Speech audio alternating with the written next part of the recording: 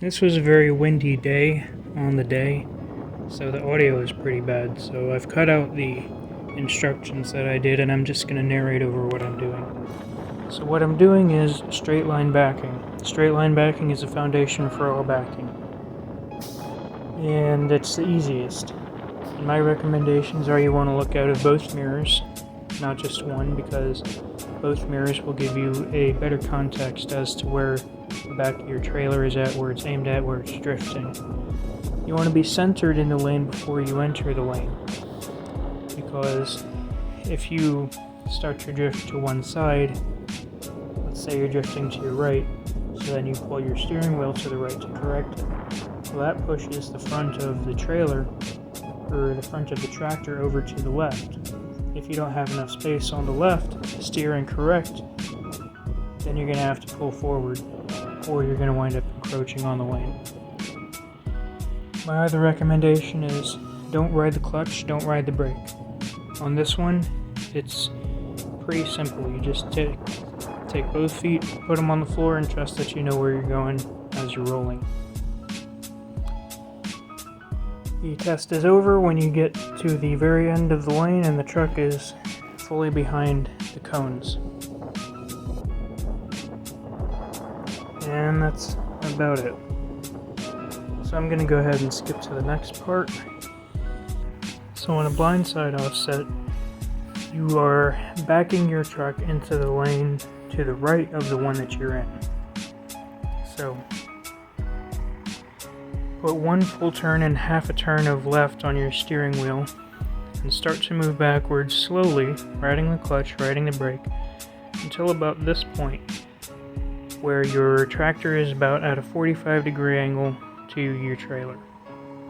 Now I turn my wheel to the right and straighten up, and I'm looking down both sides to see that the back of my trailer is aimed right at the opening of that lane. If it's not, I have space to correct it, which is why I straightened out. So, I'm just pushing it back until that back tire is about to cross over into the lane. And then I start to turn my wheels and straighten up the trailer parallel to the lane. You want to be careful about oversteering, because it is going to take time to straighten out your tractor to the trailer as you're moving backwards. So correct early if you see a drift, whether it's on the straight line backing or whether you're pushing the angle too far out on the offset or on the 90 that we're going to see after this one. Always correct early. Now what I did just then was I pulled forward because I could have corrected where I was, but the thing is, it's better to be able to correct a mistake than to just do it perfectly every time. So I always use a pull-up rather than just working with the bad back, as the instructor put it. And what's happening here is the gear shifter is giving me trouble, which is why I'm just sitting there, because I can't get it to go back into reverse after I've moved forward. I have no idea what's wrong with these things. But yeah, I guess they're older trucks. Anyway, so I pulled forward, got myself centered in the lane, and from that point it's just a straight back.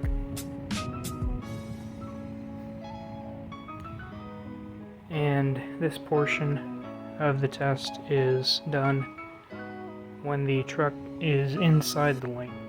So not behind the lane, but just behind the front two cones there. And you can see I'm centered, looking down both sides, making sure that I'm centered, not drifting too far. And there we go. I'm gonna skip to the next part right here. So on the 90-degree back, you're backing your truck into a lane that is perpendicular, or a dock, not a lane, but it's perpendicular to where you're at. So the dock is on your left, So I put a little over a full turn of right on my wheel. Now at this point, just before I get to the 45-degree angle, I straighten my wheel out and I lean out and I start watching that back tire, trying to predict where it's going to go. You have to be really careful about oversteering on this back, because it's going to be a lot easier to correct understeering when you're too far on the other side rather than undershooting it and being too close on this side. So I'm just correcting as I go, putting more or less angle into it as it needs, and trying to get that thing straightened up with the lane before I enter the lane, because if you get your back tire to where it needs to be, but you're at too sharp of an angle, and you're not going to be able to just swing it around and get it in there, because the thing is going to keep rolling back as you're trying to correct the angle. But if that happens, just pull forward, correct it.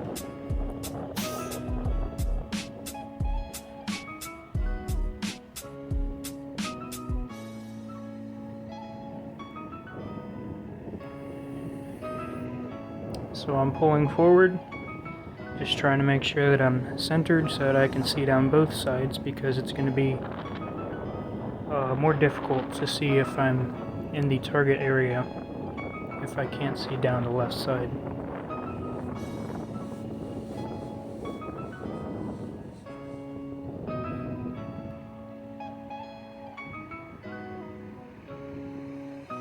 So I'm just correcting my angle, moving backwards.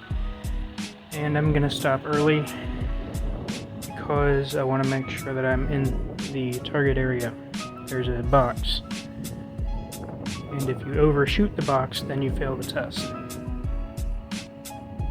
If you undershoot the box, then I think you lose like 10 points. But you get to get out of your truck and look at where you are twice. So that's what I'm doing right now. I've stopped early. I'm going to walk back and check where my DOT bumper is.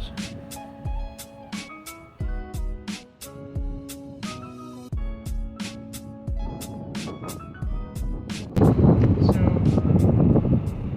here you can see I've got about 2 paces from the middle of the box. The box itself is like 2.5, 3 feet wide this way. So you don't have to be perfectly in the middle of this box. The only thing is you can't go past it. So come back a little bit more, and I'm going to get out and look and see if I'm in the box. Chances are I'll probably be right on this line or close to it, at which point, as long as I pull back within like 3 inches to 3 feet, then I'll be good if I'm at that point.